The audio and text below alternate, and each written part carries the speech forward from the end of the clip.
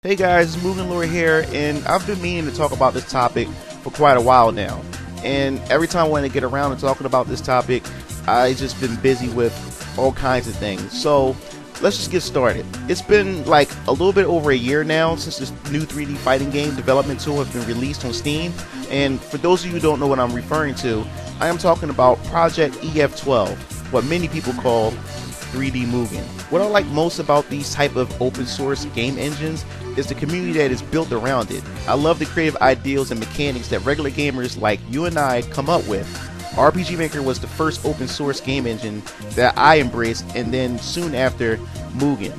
So what's the commotion about Project EF12? Well, for one, it's a much more complex open source fighting game engine that allows you to create your own 3D fighters. Yes, there were some available in the past, like the horrible fighter makers for the PS1 and PS2, but they were too limited and had horrible controls. This time, players and games wanted to give a shot with their game, Project EF12. Now that it has been released, what does this mean for Mugen? Well, in my opinion, it really doesn't mean anything. There's always room for another fighter maker open source engine for everyone to enjoy, along with its own community. What separates this from Mugen is the fact that it's a 3D fighter, and Mugen is a 2D fighter.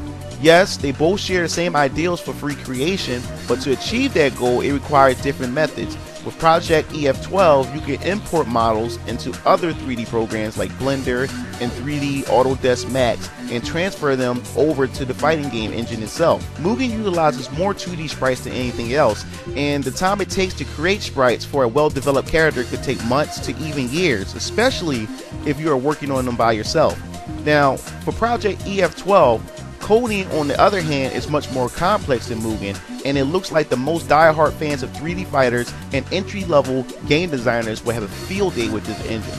This engine is still fairly new, and it will take some time to see what the community comes up with. It would be awesome to see a Tekken versus Virtual Fighter with this engine, but hey, who knows what will come out of this. So what do you guys think about Project EF12? Will the Mugen community give this engine a shot, or will this engine simply not catch on to the general public and eventually die off? Write your opinion in the comment section below. This is MugenLord signing off.